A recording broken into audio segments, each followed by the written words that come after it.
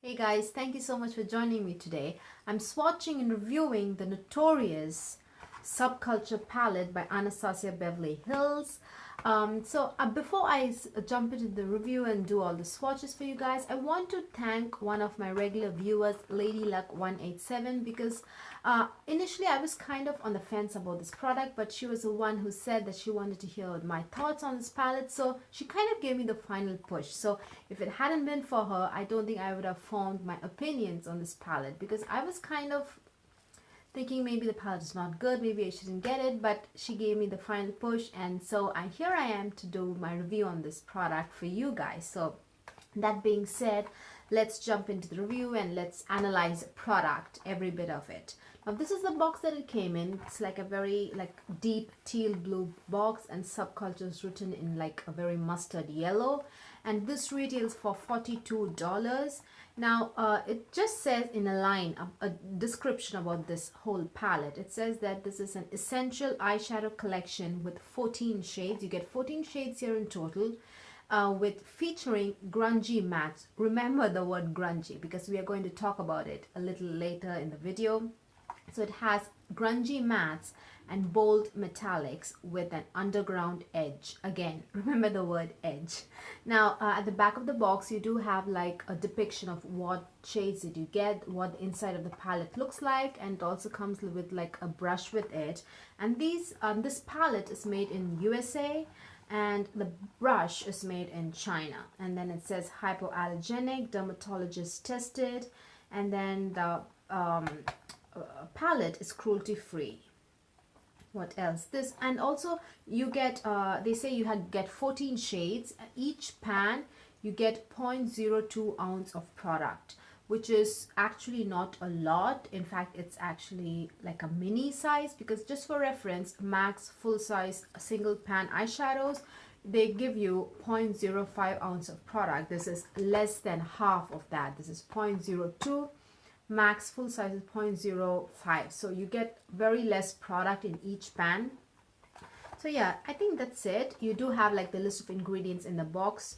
Now this is the actual product. Now the Subculture palette is considered like the sister palette for the Modern Renaissance palette. Now I do not buy the Modern Renaissance, and I do not intend to buy it in the future as well, just because I'm not drawn to the shades that is featured in the Modern Renaissance palette. Now I do love the red eyeshadows, so what I did was I went out and purchased single red eyeshadows. Of Inglot carries some beautiful red eyeshadows, so I bought a lot of red eyeshadows from Inglot, so I had that base covered. So the rest of the shades that were featured in the Modern Renaissance palette, like the champagne, the mauves, the very kind of pale pinks, I was not drawn towards it, so I don't think I will ever purchase that palette.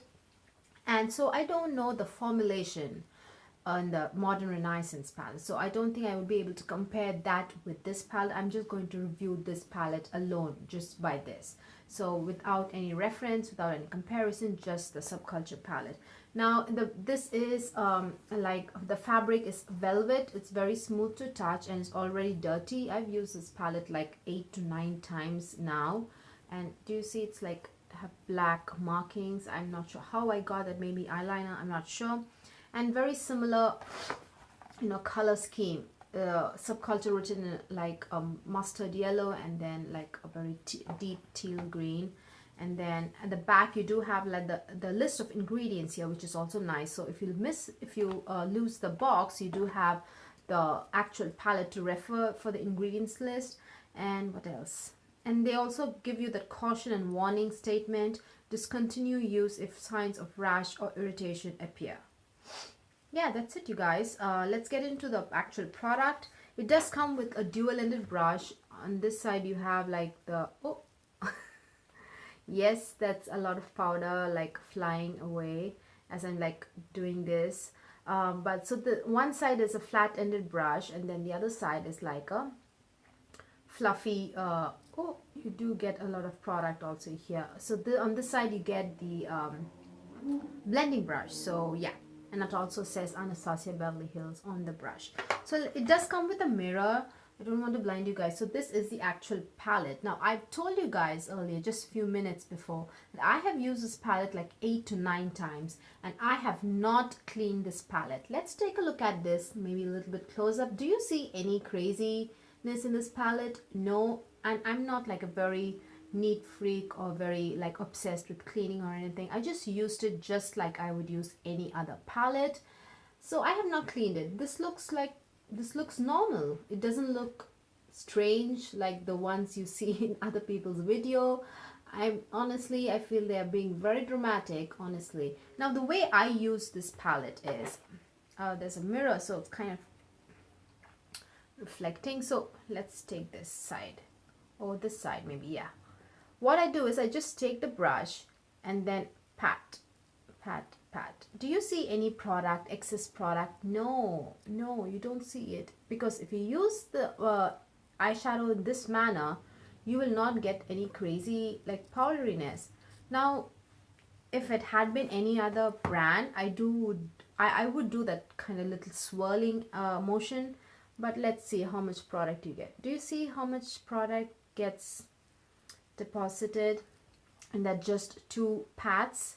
And that it's a very pigmented. Now I don't buy into that matte pigment kind of a thing that Wayne Gauze was talking about. These are like soft eyeshadows. Let's just call a spade a spade. These are just eyeshadows which are very pigmented, and they are powdery, no doubt, but not to the point of being so crazy like the way people are depicting it, like making these shadows to be. They are not that bad at all. I assure you, they are not that bad. Now if it had been some other formula, I would be swirling, but I know that swirling doesn't work here, so why do that? Doing this is not that hard, so I don't think this is like a compromise for anybody. I don't think this is like a sacrifice on anybody's part, just tap the brush into the product instead of swirling it. I don't think that's actually a problem. That would be like you know, bad thing for anybody. So that being said, I just wanted to address the powdery aspect of the formula. It did not give me any problems with respect, because these are very soft and powdery.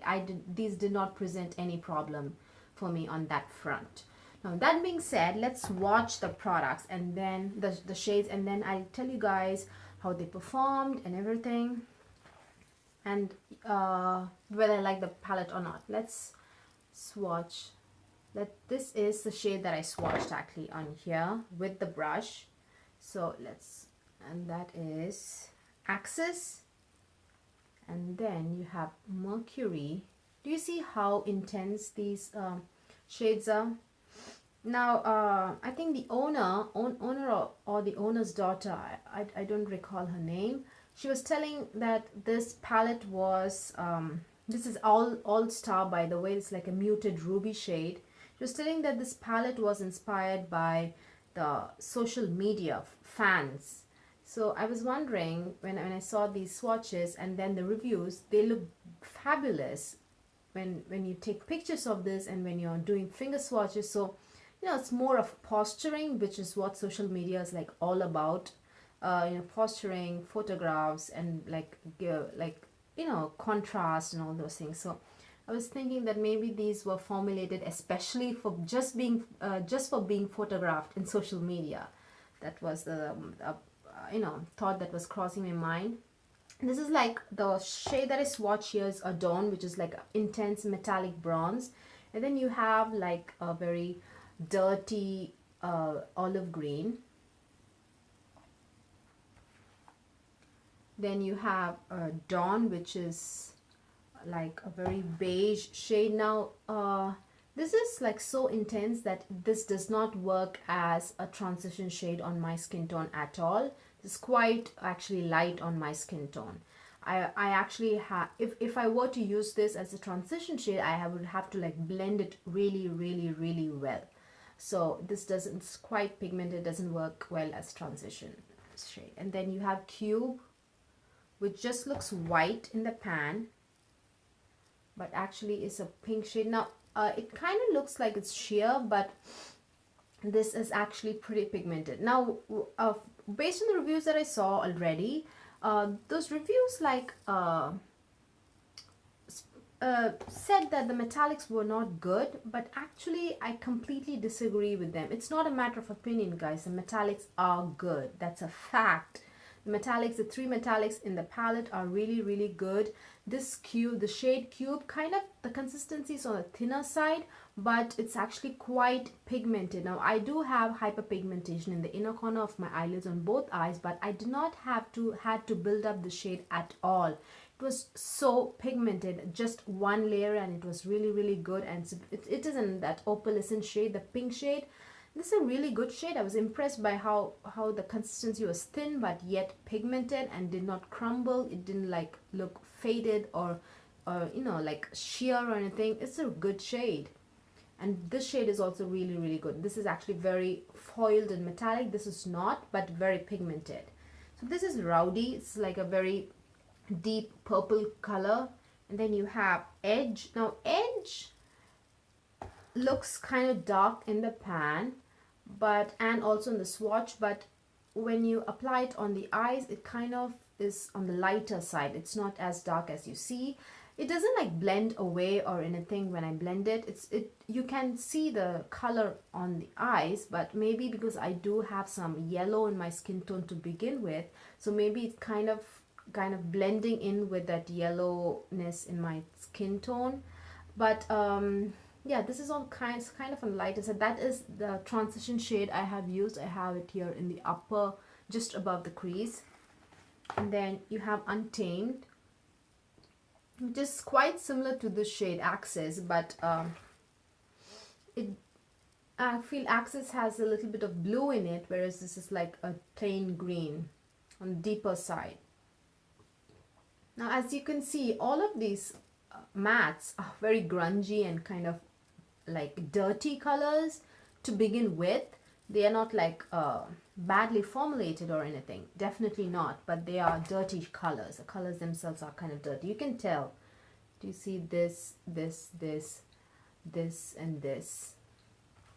And then you have New Wave, which is very similar to this shade, but has a little bit of yellow in it, sorry, orange in it, which is actually really nice. That is New Wave. Just ignore this one. This definitely shows up way better than the mustard yellow shade. This orangey yellow mustard shade is more obvious on my skin tone than this shade. And then you have Fudge. I'll talk about Fudge in a bit because... So that is Fudge.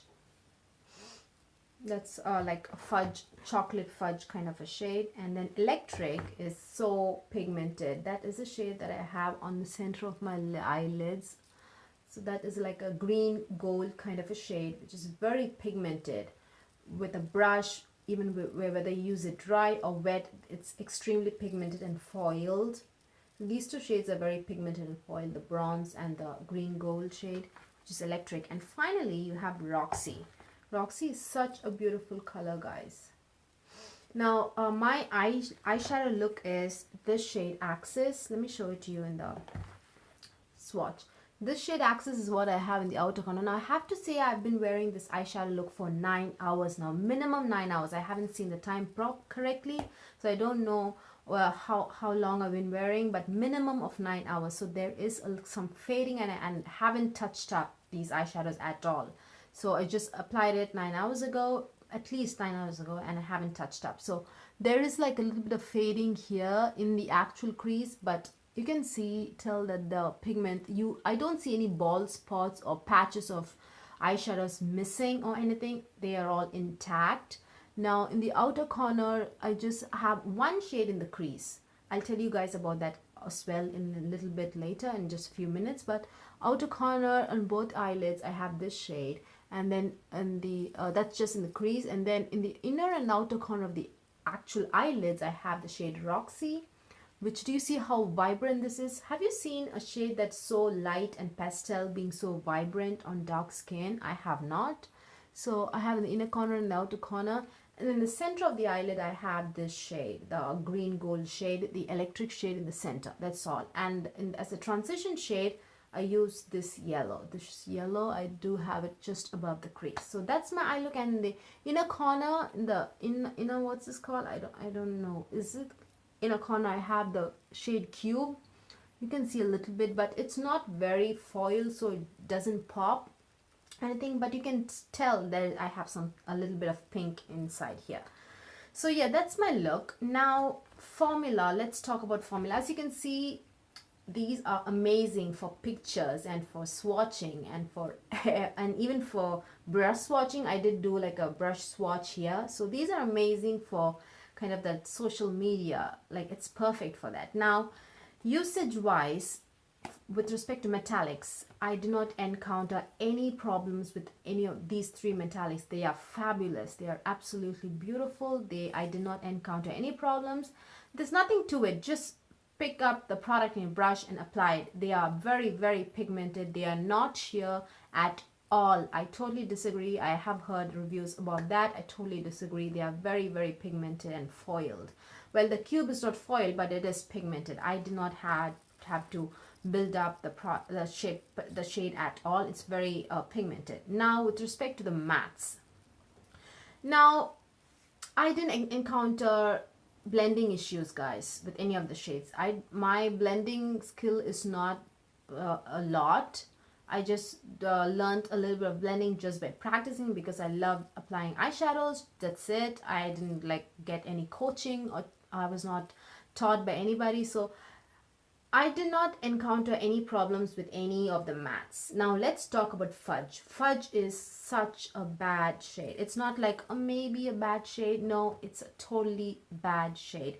Now what fudge does is when you use it in the crease, it like changes color from this color to exactly a black brown like this. This is not a black brown, but you know, do you see how deep it is? It gets in fact even more deeper than this shade. From this chocolate brown color, once it touches your crease, it completely magically transforms into like a black brown shade, and there's nothing you can do about it. I assure you, if you incorporate this fudge shade in your eyeshadow look, in your crease, it will ruin your eyeshadow look. It's not a good shade at all. It has to go, to be honest. It's not a good shade. So, but it is beautifully pigmented. So I personally feel if you love the eyeshadow palette, if you love these colors, you can definitely get this palette, but use fudge as an eyeshadow all over shade look, or in the bottom lash as a liner. Just use fudge in a part of the eye where you do not have to blend it, or you do not have to like press it and blend it, something like that. Just use it in a place where there's no need for blending it.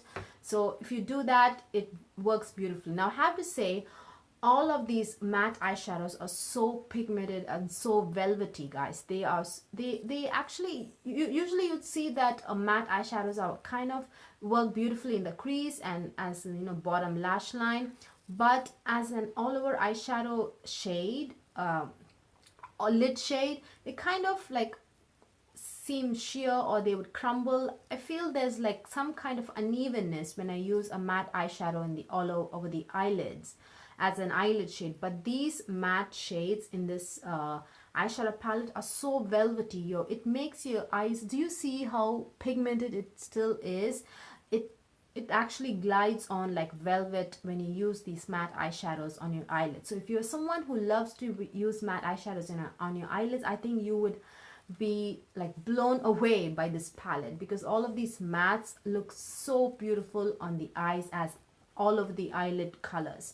Now I have to say, the colors are beautiful. All of the mattes blended well, and with respect to powderiness, it did not like interfere with the blending or on application or anything. In fact, if you pick up the product just in a normal way, I'm not saying in this particular way, because this is not a particular way at all. This is just normally the way someone would pick up product. Just that's it. I feel the swirling the brush in is kind of abnormal. Not this. Do you see how much product you get?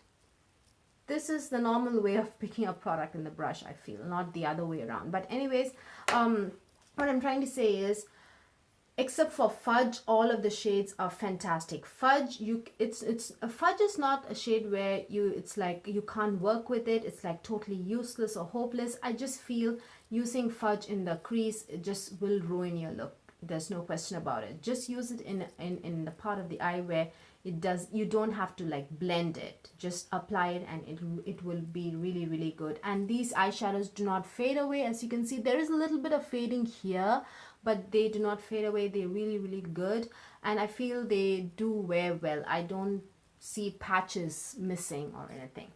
So that being said, I think I've told you guys about the metallics. They are fantastic, and the mattes with respect to blending in the crease, all of them perform really, really well except for Fudge. And with respect to the mattes, applying them on the eyelids as an all over eyelid shade, all of them work well, because Fudge also works well as an all over eyelid shade, and all of the other colors also are fantastic.